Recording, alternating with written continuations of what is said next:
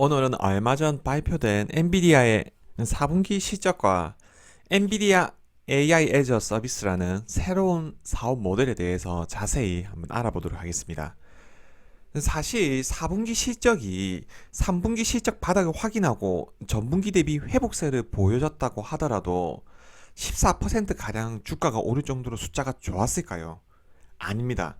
저는 엔비디아 주가가 오른 이유는 실적 발표에서 나온 AI에 대한 기대감과 동시에 엔비디아가 발표한 새로운 사업 모델 때문이라고 생각합니다. 이 컨퍼런스 콜 질문에서도 이 사업 모델에 대한 질문이 여러 개 나왔습니다.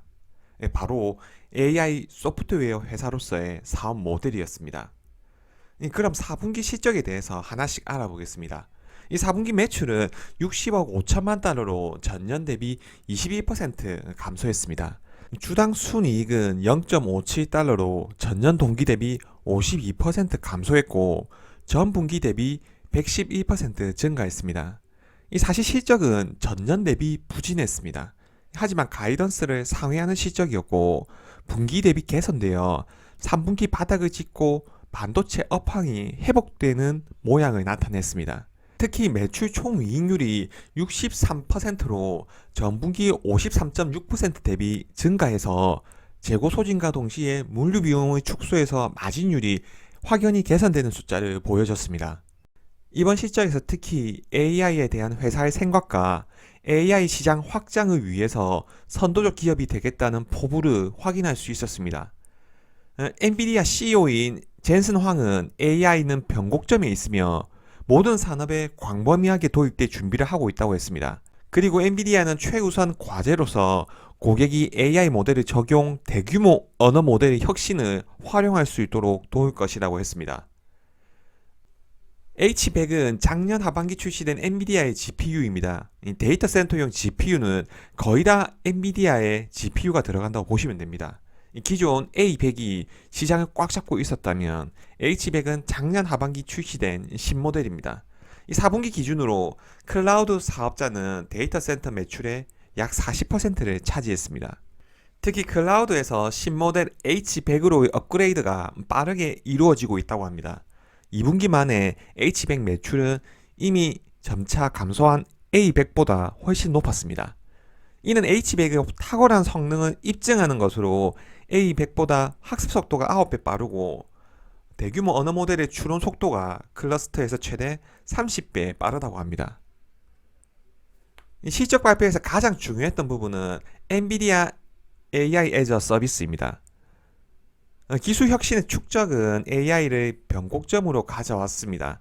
그러나 AI 컴퓨터 인프라와 모델 알고리즘, 데이터 처리 기술은 대부분의 사람들에게 극복할 수 없는 장애물로 남아 있습니다. 이 엔비디아는 이제 AI 인프라만 제공하는 걸 넘어서 모든 회사가 AI를 할 수 있는 모든 것을 제공하고자 합니다. 바로 DGX 시스템을 통해 자신의 고객에게 AI 소프트웨어 제공과 동시에 AI 클라우드를 제공하겠다는 거죠.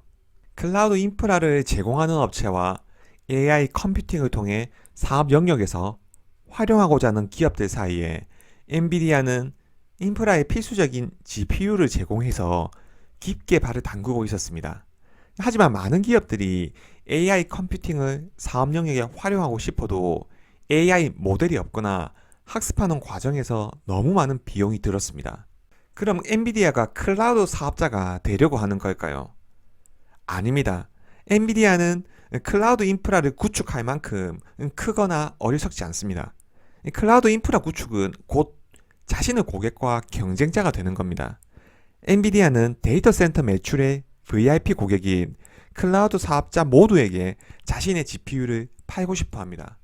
그리고 사실 클라우드 사업 자체가 구글과 같이 절대적으로 거대한 광고 비즈니스를 가지고 있거나 마이크로소프트와 같은 거대한 소프트웨어 비즈니스를 가지고 있거나 아마존과 같이 거대한 이커머스를 운영하는 업체를 제외하고 기술 분야의 회사는 실제로 자체 클라우드를 구축하기가 힘듭니다.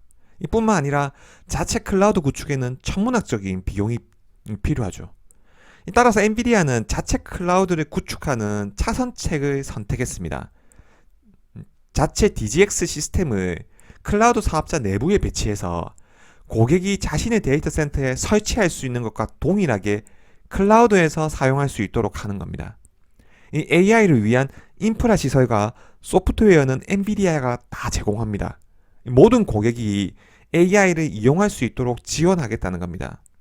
AI 슈퍼컴퓨터를 구축하는 데는 어려울 뿐만 아니라 시간도 많이 걸리고 비용도 많이 듭니다.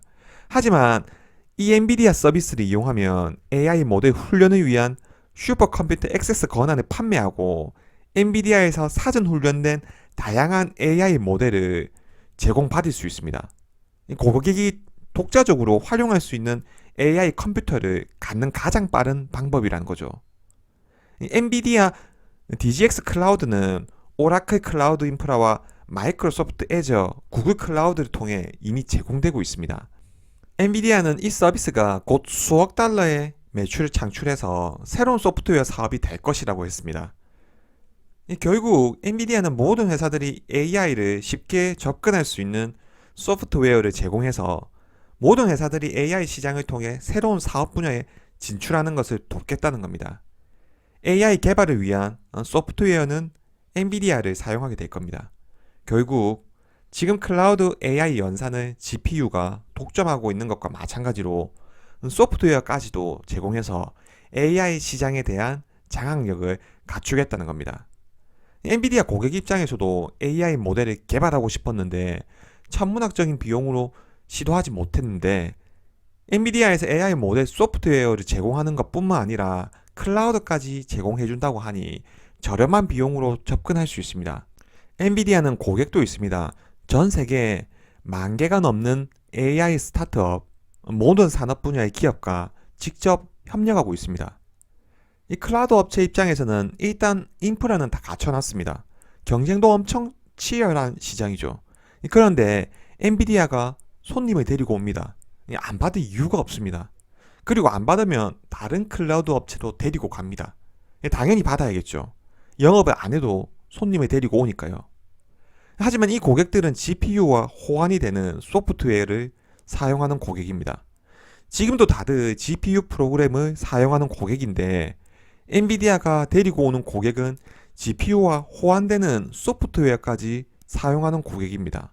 결국 엔비디아와 뗄래야 뗄 수 없는 관계가 되는 거죠. 이 사업은 모두에게 흥미로운 모델이고 클라우드 사업자들도 두 팔 벌려 환영했다고 합니다.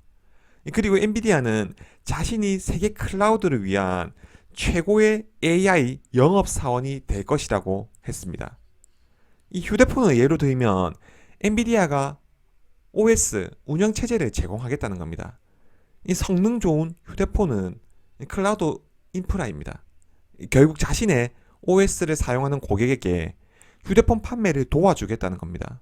구글이 안드로이드 운영체제를 확장했던 그 방식입니다. 다만 다른 점은 휴대폰의 핵심 제품까지도 엔비디아가 만든다는 거죠. 앞으로 이 전략이 얼마나 잘 먹힐지는 모르겠습니다. 하지만 엔비디아는 AI 시장을 확장시키기 위해 최선을 다하고 있고 결국 모든 사업 영역에서 AI가 활용된다는 점을 감안했을 때 분명 엔비디아의 미래 먹거리가 될 수 있습니다. 젠슨 황이 미래 5년을 내다보고 사업 영역을 구축하는 것을 보면 정말 능력 있는 CEO라는 생각이 듭니다. 그리고 젠슨 황이 하는 사업을 보면 현재 상황에서 가장 잘할 수 있는 사업을 한다는 생각이 듭니다. 또한 엔비디아는 소프트웨어 서비스를 확장하는 데 주력하고 있습니다. 이 엔비디아 AI 엔터프라이즈 버전 3.0은 50개 이상의 엔비디아 AI 프레임워크와 사전 훈련된 모델과 컨택 센터, 지능형 가상 지원, 오디오 녹취, 사이버 보안을 위한 새로운 워크플로우를 지원하고 있습니다. 다양한 AI 애플리케이션 개발에도 노력하고 있습니다. 이 생성 AI 애플리케이션은 거의 모든 산업이 더 빠르게 작업할 수 있도록 지원하고 있습니다. 이 1000억 개 이상의 매개 변수가 있는 생성적 대규모 언어 모델은 오늘날 세계에서 가장 발전된 신경망이라고 합니다. 이 엔비디아의 전문성은 이러한 기능을 기업에 제공할 수 있는 AI 슈퍼컴퓨터, 알고리즘, 데이터 처리 및 교육 방법에 걸쳐서 있고 제너레이티브 AI 기회로 엔비디아는 모든 고객을 지원하기를 기대하고 있다고 합니다. 엔비디아 AI 애저 서비스의 자세한 내용은 얼마 뒤 GTC에서 발표하겠다고 했습니다. 이번 4분기 실적 발표와 컨퍼런스 콜에서 엔비디아의 AI 시장을 확장시키고자 하는 회사의 전략을 확실히 알 수 있었습니다. 그리고 엔비디아는 AI를 활용하고자 하는 고객들에게 모든 서비스를 제공하겠다는 전략입니다. AI 시장이 커지면 커질수록 엔비디아 소프트웨어를 사용하는 고객은 엔비디아 인프라를 사용할 수밖에 없습니다. 엔비디아의 소프트웨어 전략은 시장에서 통할 수 있을까요? 시청해 주셔서 감사합니다.